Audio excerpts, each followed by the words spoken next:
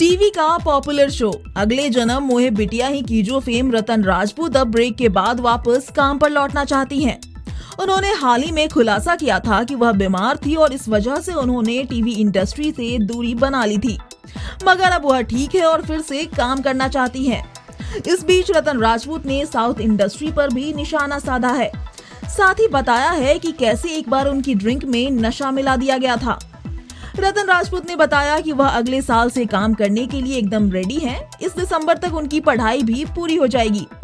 Actress पिछले कुछ समय से ऑटो इम्यून डिसऑर्डर बीमारी से जूझ रही हैं। उन्हें लाइट से प्रॉब्लम हो गई थी, वह सूरज की रोशनी तक फेस नहीं कर पा रही थी। रतन राजपूत ने हाल ही में पिंक विला को दिए एक इंटरव्यू में बताया कि शुरुआती करियर में ओशिवरा में वह ऑडिशन देने गई थी। तब उन्हें सी ग्रेड फिल्मों में फंसाने की साजिश की गई थी। उस समय जाने माने डायरेक्टर भी उस दौरान मौजूद थे और उन्होंने एक्ट्रेस को कोऑर्डिनेटर की मदद से कोल्ड ड्रिंक में कुछ मिलाकर पिलाया था। रतन राजपूत ने बताया कि वहां का माहौल भी ठीक नहीं था। कई और यंग लड़कियां भी थी जो बेड पर लेटी हुई थी और वो भी ठीक हालत में नहीं थी, मगर वह समझ गई थी कि माहौल ठीक नहीं है और वह वहां से तुरंत निकल गई थी। रतन राजपूत ने यह भी कहा कि कास्टिंग काउच और नेपोटिज्म तो इंडस्ट्री में बहुत आम है, मगर इंडस्ट्री में कुछ हिडन चीजें भी ऐसी हो रही है जो कि क्राइम है, जो कि बहुत ज्यादा खतरनाक होती हैं।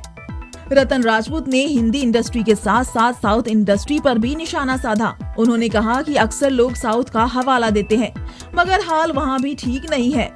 एक्ट्रेस ने बताया कि जब वह लाली शो कर रही थी तो उन्हें साउथ से कई ऐसे कॉल आए थे जिसमें उन्हें कॉम्प्रोमाइज करने के लिए कहा गया था। एक्ट्रेस ने कहा कि साउथ से कोई भी कॉल ऐसा नहीं है जिसमें मुझे कॉम्प्रोमाइज शब्द सुनने को नहीं मिला हो। एक्ट्रेस ने कहा कि इंडस्ट्री खराब नहीं है, यहाँ के कुछ लोग खराब हैं।